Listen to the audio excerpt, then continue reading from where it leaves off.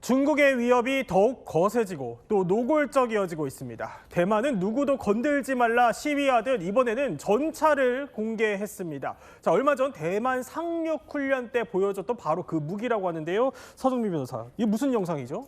네, 대만 해협을 관할하는 중국 인민해방군의 동부 전구에서 예. 이 한 영상에서 전차의 모습을 공개를 했습니다. 05식 수륙 양용 돌격차의 상세한 모습을 공개를 한 건데 지난 4일에 이 대만섬 상륙훈련 영상에서도 등장을 했던 바로 그 전차입니다. 보다 자세한 영상을 공개를 하면서 전력을 좀 과시했다라고 보여지는데 일단 중국군의 계획은 상당히 뚜렷해 보입니다. 이 대만 상륙을 가정을 해서 전차를 실은 상륙함이 육지 근처에 다다르면은 이런 수륙 양용차를 일제히 전개를 하겠다는 겁니다. 그리고 나서 해안에 접근을 시킨 다음에 공격을 받게 되면은 드론을 바로 쏘고 또 집중 사격을 한 뒤에 육지에 올라서는 상대 진지를 정찰하고 또 필요에 따라서는 자폭용, 소형 드론까지도 이용을 해서 폭격을 하겠다라는 내용입니다. 그러니까 위력이 저 정도 된다라고 보란 듯이 공개를 한 겁니다. 자, 이번 한 주 중국의 위력치만 모아봐도요, 이 정도입니다. 자, 보면은 일본 보란 듯이 센카쿠 열도를 순찰을 하고 또 서해 실탄 사격 훈련을 했고요. 대만을 겨냥한 푸제남 훈련을 공개한 데 이어서 자, 조금 전에 보셨던 것처럼 대만 상륙에 투입될 수 있는 전차까지 공개를 한 거죠. 이렇게 위력 시위가 거세지는 상황에서 아니, 전예열 평론가, 우리 독도가 여기저기서 언급되더라고요. 그렇습니다. 보통 독도 문제하면 한일 간에 있어서 예민하고 예민한 문제로 여겨지는데 중국 외교부의 정례 브리핑에서 이것이 주제로 떠올랐다는 겁니다. 그래요? 그것도 어떤 기자가 질문을 했느냐. 중국 공산당 계열 매체인 환구시보 기자가 지난 17일 중국 외교부 정례 브리핑에서 이 독도 문제를 딱 집어서 질문을 한 겁니다. 어떻게 질문했느냐. 한국 외교부 대변인이 일본 정부 측에 항의를 했다. 예. 왜 항의를 했느냐.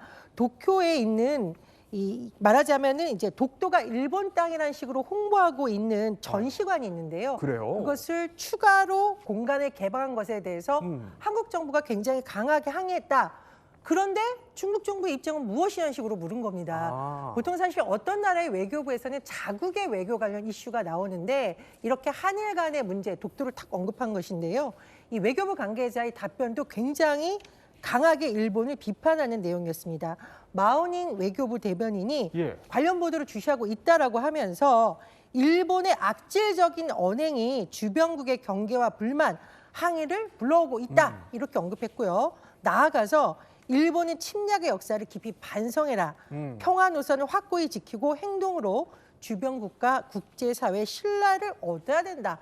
이렇게 강력하게 비판한 겁니다. 네. 사실 중국 관영 매체가 이렇게 중국 외교부 브리핑에서 이런 질문을 한 것도 사실 이례적이라고 볼 수 있는 것이고 특히 중국의 인민일보 홈페이지에서는요. 아예 일본어로 이렇게 적어놨다고 합니다. 이 문답은 일본 정부의 부당한 주장에 대한 것이다라고 적시를 했으니까요. 이게 광범위한 일반 사안이 아니라 일본 정부를 비판한 것이다라는 해석에 더 힘이 실리고 있는 겁니다.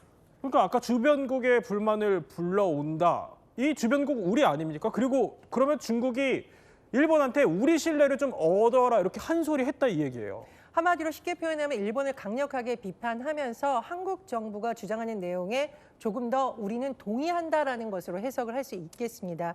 특히 중국의 지금 브리핑 내용뿐만 아니라 중국의 포털 사이트 바이두 AI 서비스에서 최근에 변경된 내용도 눈길을 끌고 있는데요.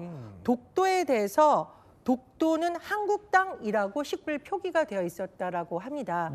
예전에는요, 바이두 백과사전에서 한국과 일본이 영유권을 다투는 섬이다 이렇게 독도를 했었는데 이번엔 아예 한국 땅이라고 적시를 한 겁니다. 그러니까 이 시점에서 중국이 왜 이럴까 여러 가지 우리가 의미를 유추해 볼 수 있는데요. 최근 사실 한미일 공조가 강화되고 있는 움직임이 나타나고 있습니다. 그렇다 보니 중국에서는 일본을 견제하면서 한국에 조금 더 유화적인 어떤 태도를 취하고 있는 것이 아니냐. 특히 역사 문제야말로 한일 간의 가장 예민한 문제인데 이것을 공통 분모로 삼아서 이른바 한중, 일본을 견제하는 공동 전선을 구축하는 의미다.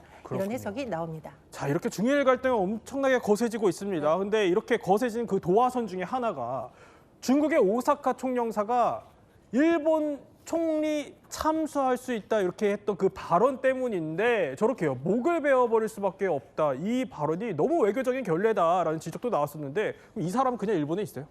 그러니까요. 그래서 사실은요, 일본 정부가 중국에 이 통영사, 쉐젠 통영사 자진 귀국 좀 하게 해달라 요청을 했는데 중국에서 거부를 한 것으로 알려졌습니다. 그래요. 그래서 고심인 게 일본 정부에서 지금 또 다른 카드로 고민하는 거는 이제 외교적인 기피 인물로 지정하는 거를 검토 중인데 아직 중국인이 지정된 사례가 일본에서 없었거든요. 근데 일본에서는 이것도 고민이에요. 이제 그러니까 추방을 시키는 것도 고민 중인데 네. 만약에 외교관 추방한다는 거 보통 무슨 사건을 일으켰거나 했을 때 추방시키는데 외교적 문제로 추방을 시킬 경우에 맞불 추방이 또 있을 수 있거든요. 그 문제 때문에 어떻게 해야 되나 또 고심 중인 것으로 알려졌습니다. 자, 또 얼마 전에 그 중국 외교관이 일본 외교관을 좀 무시하는 듯한 그런 또 영상이 일어서 또 파장이 거세지고 있었는데요. 다 저 영상이 오른쪽에 저렇게 중국 외교관이 손을 넣고 있고 왼쪽에는 물론 일본 측은 통역을 들었던 거다라고 해명을 했지만 저렇게 고개를 숙이는 모습을 중국 측에서